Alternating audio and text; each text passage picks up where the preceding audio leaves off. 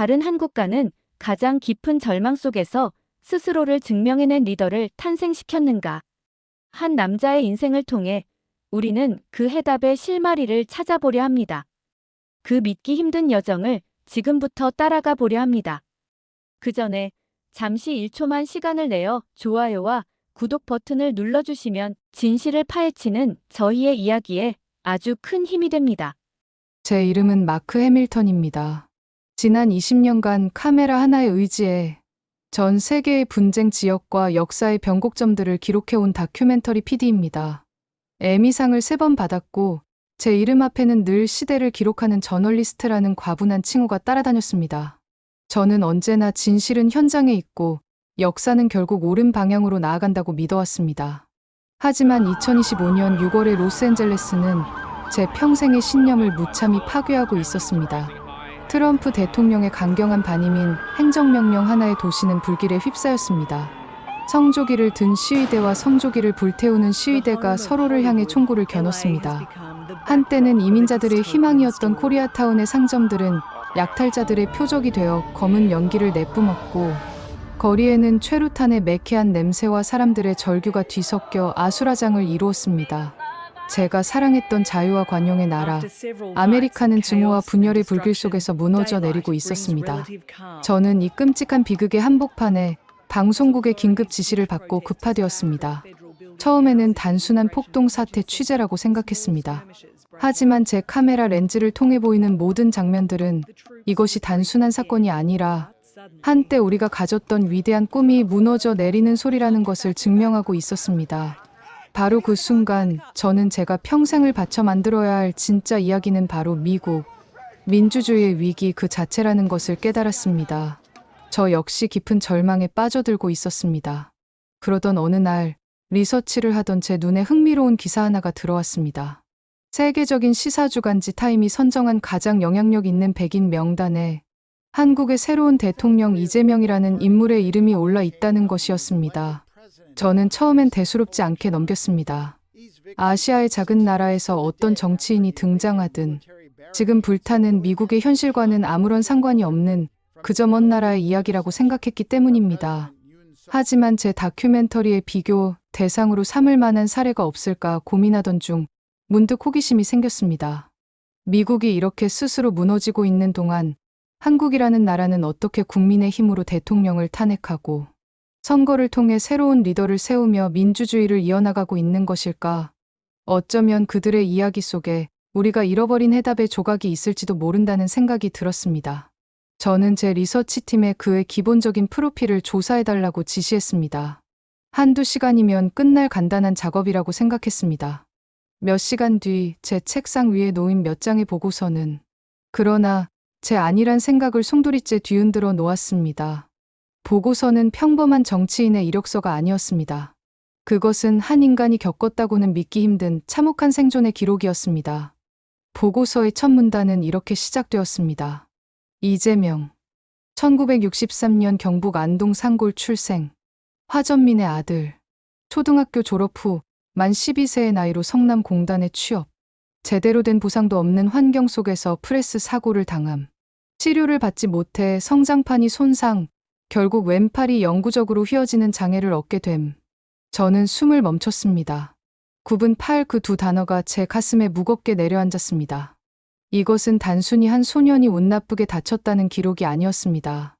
제대로 된 치료는커녕 산재 보상 한 푼 없이 아픈 팔을 이끌고 다시 일터로 나가야 했던 한 시대의 비극이었습니다. 저는 사무실의 창밖을 보았습니다. 제가 사는 이 나라에서는 아이가 넘어져 팔에 깁스만 해도 온 가족이 슬픔에 빠지고 학교와 사회가 그 아이를 보호하기 위해 움직입니다.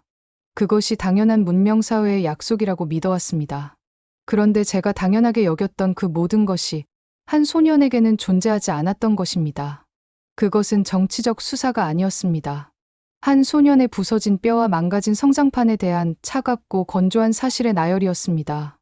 한창 자라나야 할 소년의 뼈가 비틀어지는 동안 국가는 대체 무엇을 하고 있었는가? 저는 이 기록이 그가 훗날 죽음도 이렇게 어려운가라고 절규해야 했던 그 모든 고통의 시작이었음을 직감했습니다.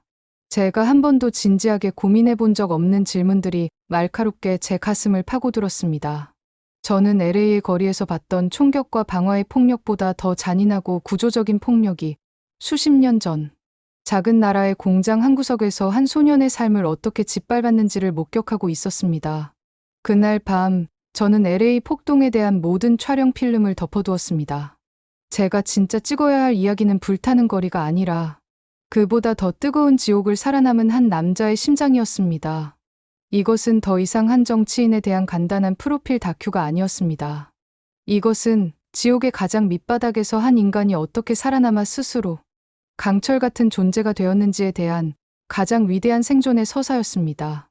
저는 이 이야기가 지금 LA의 거리에서 무너져 내리고 있는 제 조국에 던지는 질문의 해답이 될 수도 있겠다는 강한 예감에 사로잡혔습니다.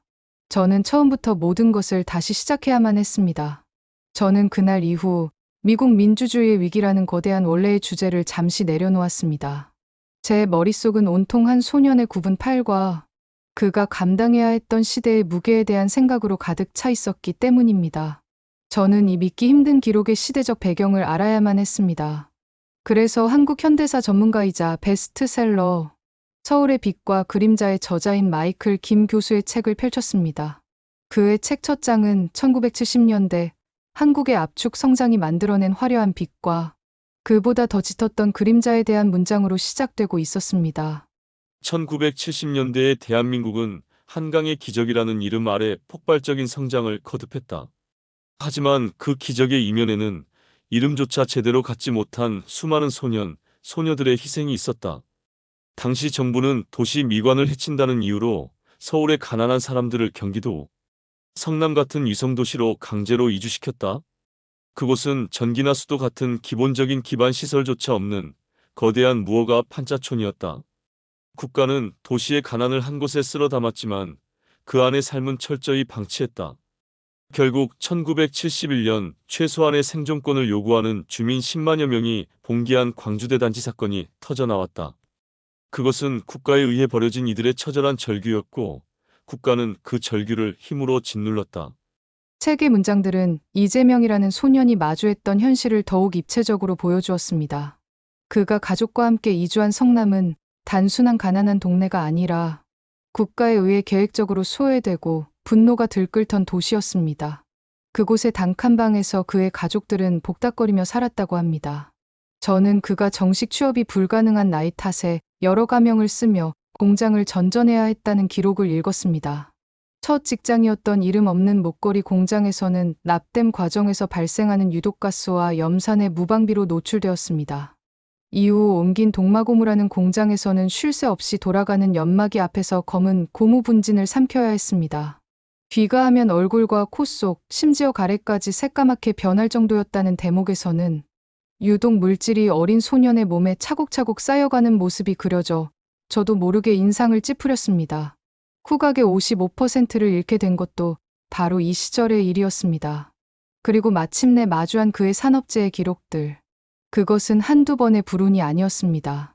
동마고무에서 프레스의 손가락을 다친 첫 번째 사고, 그리고 그의 인생을 바꿔놓은 두 번째 사고. 야구 글러브를 만들던 공장에서 그는 프레스기의 왼쪽 손목 관절이 으스러지는 끔찍한 사고를 당했습니다. 하지만 저를 더 절망하게 만들었던 것은 그 다음 문장이었습니다. 당시 공장 사람들은 피를 흘리며 고통스러워하는 그를 보며 이 정도면 다행이라고 위로했다고 합니다. 한 아이의 팔이 영구적인 장애를 갖게 된 끔찍한 사고가 그저 다행스러운 일상으로 치부되던 시대.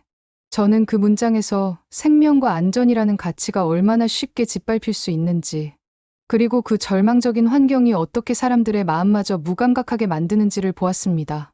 그는 제대로 된 치료도 받지 못한 채 아픈 팔로 계속 일을 해야만 했습니다. 그의 자서전에 따르면 당시 그의 일당은 고작 400원이었습니다.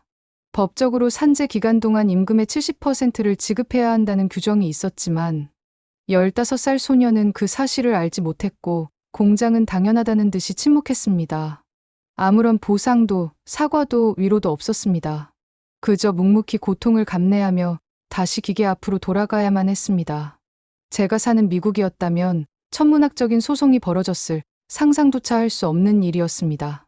키가 15cm나 자라는 왕성한 성장기에 부러진 뼈는 뒤틀린 채 아물었고 성장판은 그대로 손상되었습니다. 그의 왼팔은 그렇게 영구적으로 휘어졌습니다. 그의 절망은 거기서 끝나지 않았습니다. 보고서는 담담한 어조로 다음 사실을 기록하고 있었습니다. 1980년 육체적 고통과 암울한 현실을 이기지 못한 17의 소년. 이재명은 두 차례나 스스로 목숨을 끊으려 시도했다는 것을 말입니다. 저는 그가 남긴 회고록의 한 구절을 찾아냈습니다. 죽음도 이렇게 어려운가. 죽었으면 편할 것을. 저는 잠시 보고서에서 눈을 떼고 창밖을 보았습니다. 제 아들이 다니는 고등학교가 보였습니다. 제 아들은 지금 친구들과 농구를 하며 저녁 메뉴를 고민하고 주말에 볼 영화에 대해 이야기하고 있을 겁니다. 그것이 제가 아는 17의 모습입니다. 그런데 제가 아들만 했던 바로 그 나이에 이 세상의 다른 편에서는 한 소년이 죽음을 꿈꾸고 있었습니다. 미래를 꿈꿔야 할 나이에 삶의 종말을 고민해야 했던 그 소년의 고통. 그 무엇으로도 보상받을 수 없는 한 인간의 존엄과 한 시대의 비극이 제 심장을 무겁게 짓눌렀습니다. 그런데 바로 그 절망의 가장 밑바닥에서 이야기는 제가 상상하지 못했던 방향으로 흐르기 시작했습니다.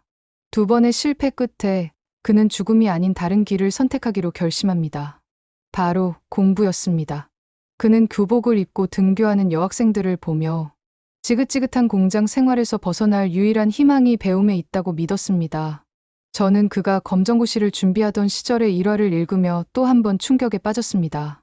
학비를 감당할 수 없어 학원에 등록하지 못했지만 그의 열의를 눈여겨본 한 선생님의 배려로 일부 수업을 무료로 들을 수 있었다고 합니다. 칠판 한 구석에 서서 어깨너머로 수업을 듣고 주경야독의 고된 생활을 이어갔습니다. 오전 7시에 집을 나서 다음 날 새벽 4시에 귀가하는 살인적인 일과 속에서 잠을 쫓기 위해 책상에 압정을 붙여놓고 공부하다 참고서가 피로 물들기도 했다는 이야기. 그것은 더 이상 배움이 아니었습니다. 그것은 생존을 위한 처절한 사투였습니다. 상처 입은 몸으로 핏물로 얼룩진 책장을 넘기며 그는 무슨 생각을 했을까요? 저는 감히 짐작할 수 없었습니다. 그의 낡은 일기장에는 이런 구절이 남아 있었습니다.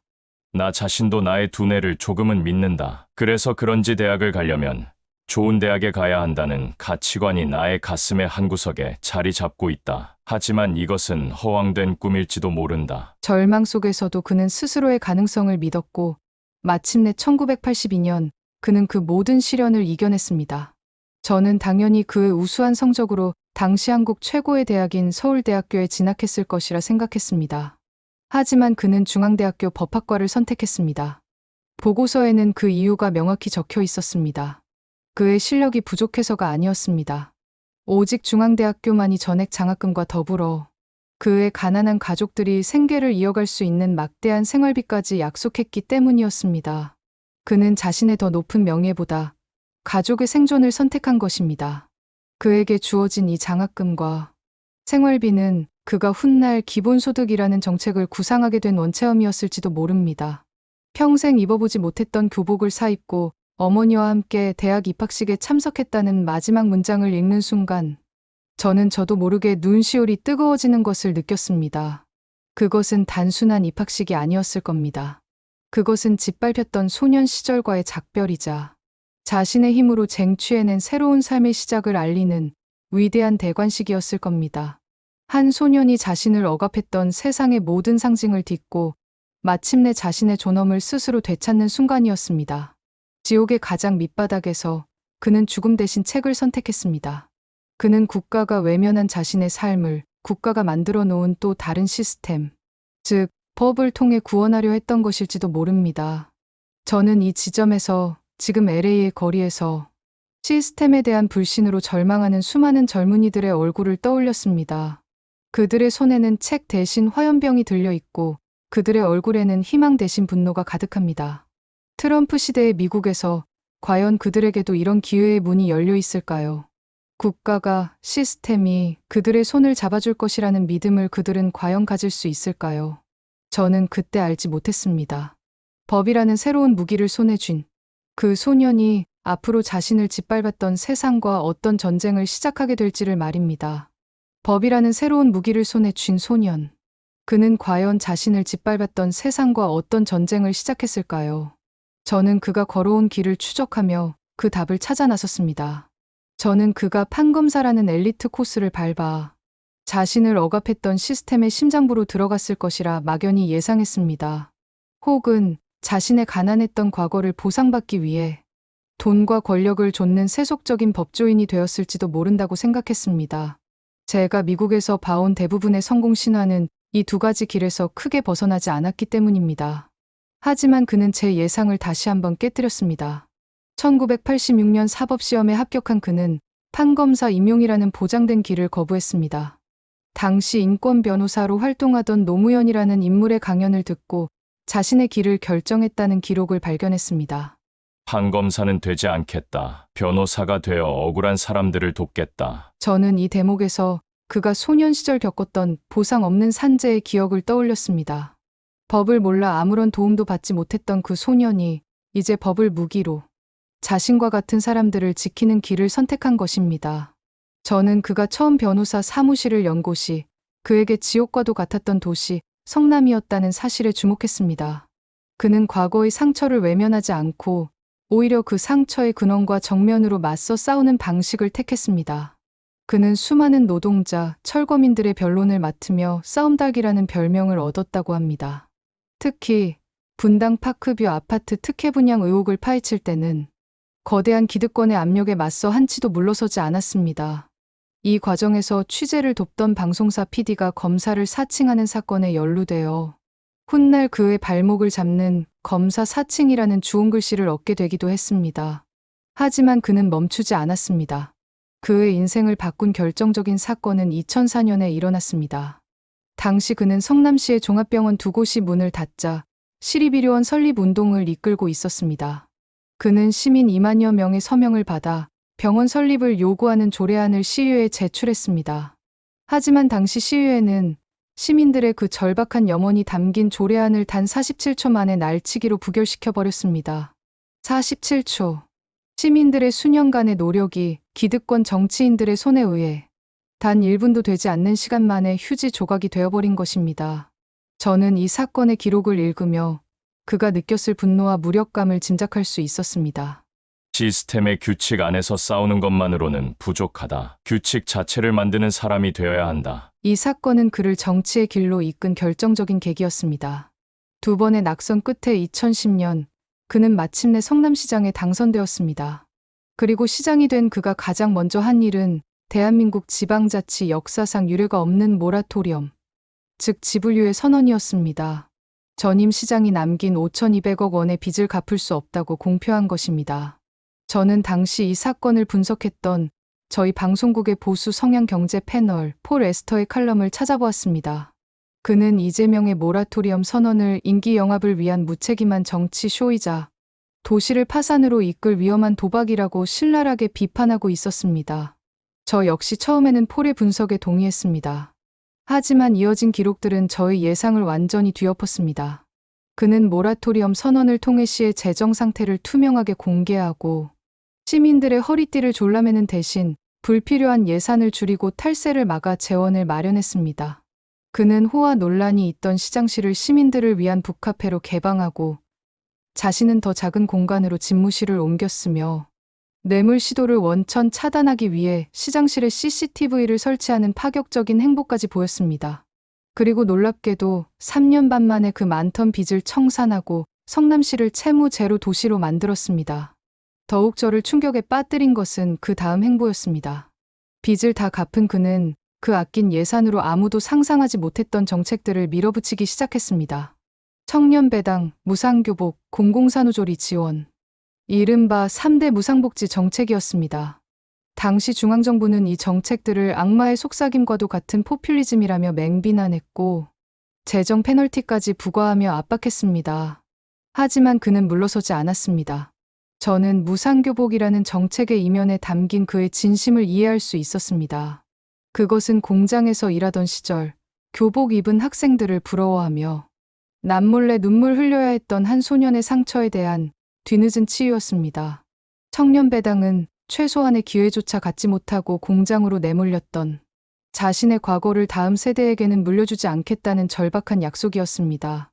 공공산후조리 역시 돈이 없어 제대로 된 산후조리를 받지 못하는 서민들의 고통을 외면하지 않겠다는 그의 따뜻한 시선이 담겨 있었습니다. 그의 정책은 이념이 아니었습니다. 그것은 온몸으로 겪어낸 자신의 삶 그 자체였습니다. 저는 이 기록들을 보며 지금의 미국을 생각하지 않을 수 없었습니다.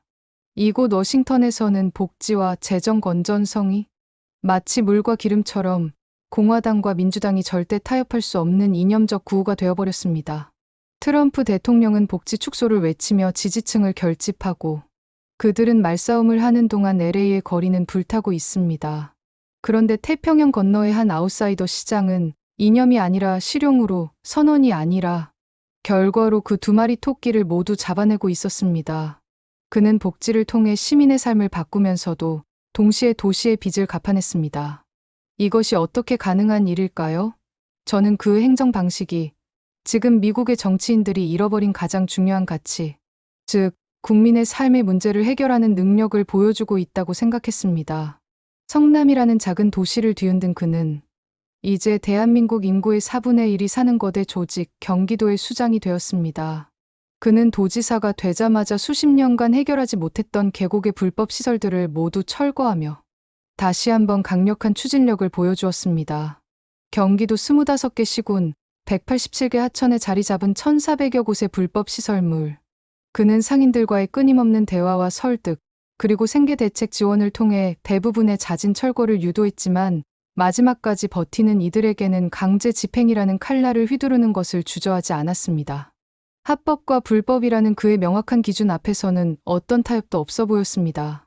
심지어 거대 IT 기업들의 독과점에 맞서 소상공인들을 위한 공공배달 앱을 출시하며 시스템의 가장 강한 자들과도 싸움을 마다하지 않았습니다. 하지만 그가 더 큰 권력을 손에 쥐자 그를 막으려는 거대한 시스템의 반격 역시 상상을 초월하는 모습으로 시작되고 있었습니다. 저는 그의 화려한 성과 이면에 감춰진 또 다른 진실이 있을 것이라 직감하고 그의 사법 리스크라는 판도라의 상자를 열어보기로 결심했습니다. 사건의 이면을 파고드는 PD로서의 제 오랜 직업적 감각이 경고를 보내기 시작했습니다.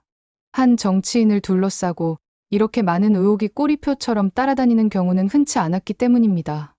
연기 나는 곳에 불이 없겠는가. 저는 그의 화려한 성과 이면에 감춰진 또 다른 진실이 있을 것이라 직감하고 그의 사법 리스크라는 판도라의 상자를 열어보기로 결심했습니다. 제가 마주한 기록은 상상을 초월했습니다. 그를 향한 고소, 고발 건수는 수백 건에 달했고 검찰의 압수수색은 그의 집무실, 자택, 심지어 측근들의 집까지 샅샅이 훑었습니다. 마치 거대한 그물망이 그를 향해 서서히 그리고 집요하게 조여오는 듯한 형국이었습니다. 저는 그의 핵심 의혹들, 특히 대한민국을 떠들썩하게 만들었던 대장동 개발 논란과 성남FC 후원금 의혹의 기록들을 밤을 새워 읽어 내려갔습니다.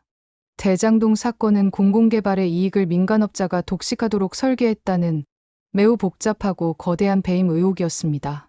성남FC 사건은 구단주였던 그가 기업들의 후원금을 받고 그 대가로 인허가 편의를 봐주었다는 전형적인 제3자 뇌물 혐의였습니다.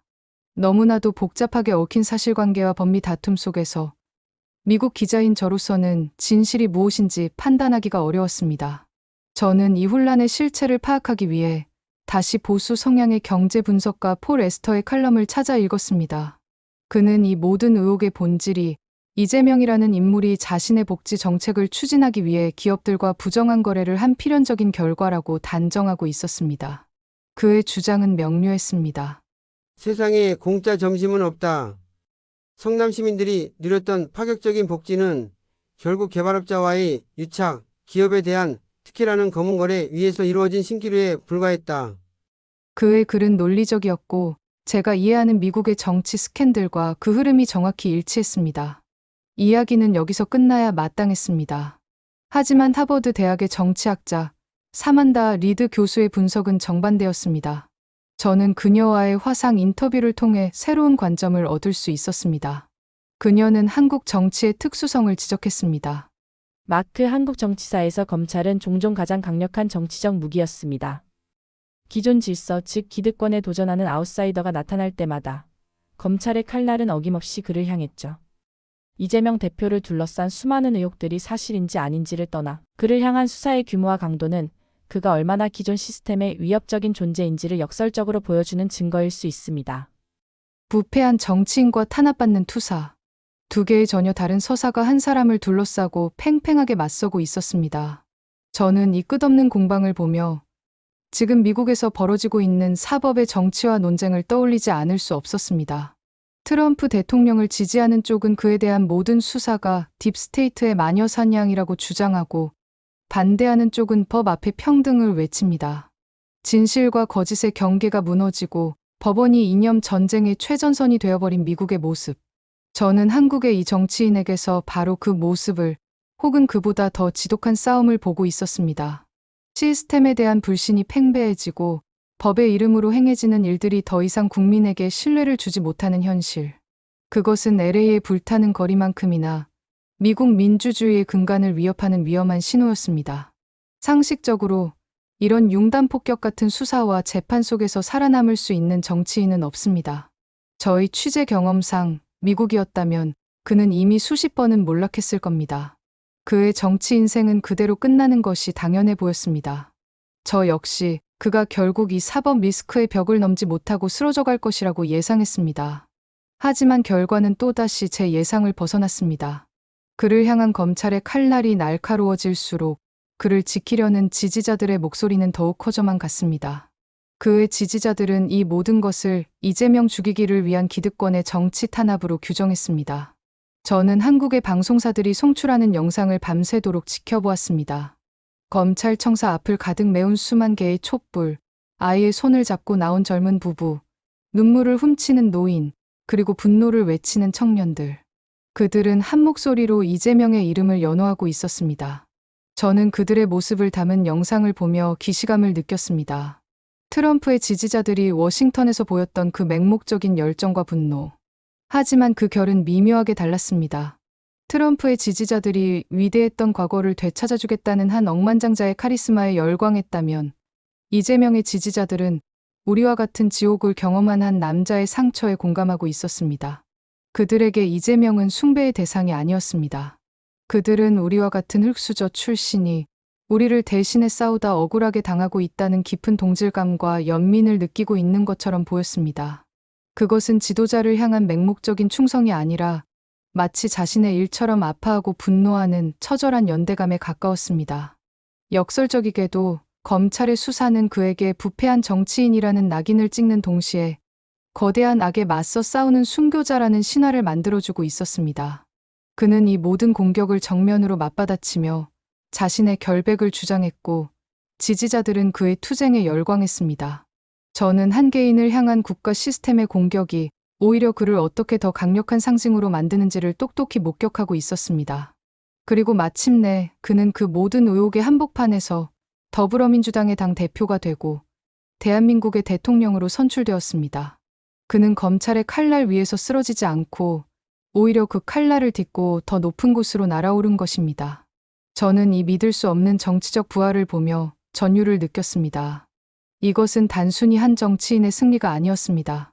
그것은 기존의 상식과 문법으로는 도저히 설명할 수 없는 한국 정치의 기이하고도 역동적인 에너지를 보여주는 사건이었습니다. 저는 이제 제 다큐멘터리의 마지막 질문에 도달했습니다. 이 모든 상처와 시련을 동력으로 삼아 최고 권력에 오른 남자. 지지자들에게는 구원자이자 반대자들에게는 파괴자로 불리는 남자.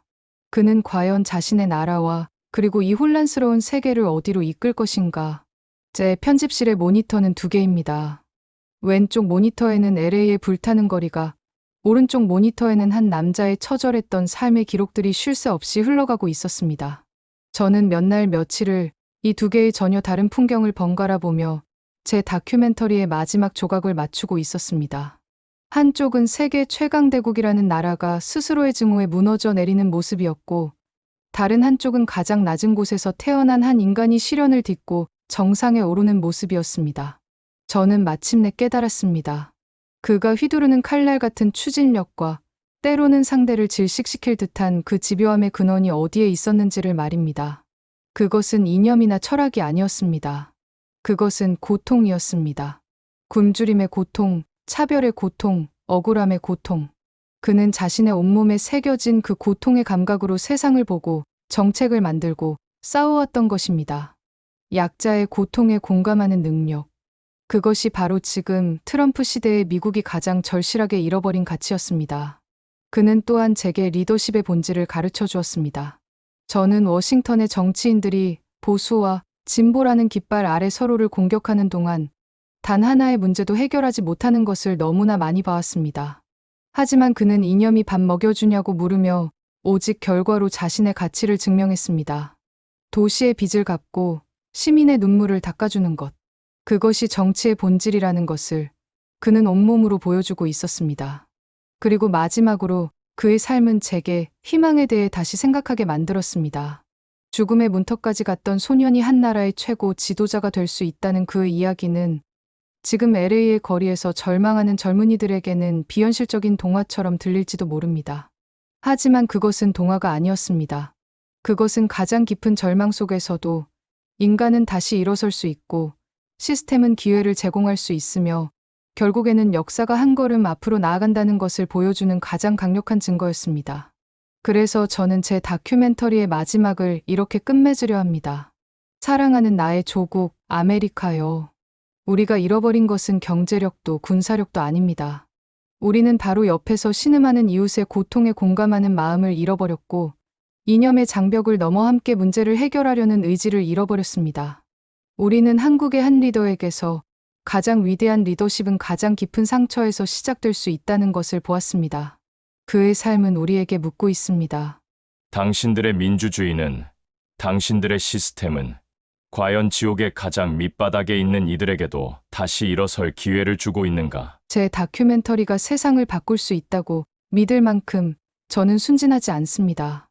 LA의 거리는 여전히 상처 입은 채 신음하고 있고 증오의 불씨는 아직 꺼지지 않았습니다. 하지만 저는 이 다큐멘터리를 통해 하나의 질문을 던져야만 했습니다. 가장 깊은 절망 속에서 한 인간이 보여준 위대한 생존의 서사가 과연 스스로의 증오에 무너져 내리고 있는 나의 조국에게 작은 울림이라도 줄 수 있을까? 어쩌면 진정한 희망은 완벽한 해답이 아니라 우리가 함께 던지기 시작하는 바로 이 올바른 질문에서 시작되는 것인지도 모르겠습니다. 이 이야기가 혹시라도 여러분의 마음에 작은 울림이나마 드릴 수 있었다면 더할 나위 없이 기쁠 것 같습니다.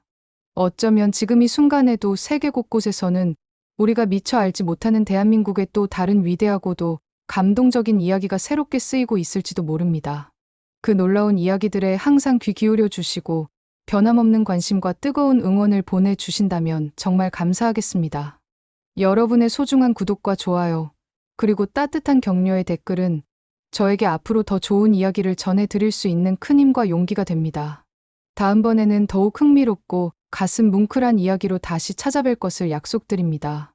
긴 이야기 들어주셔서 진심으로 감사합니다.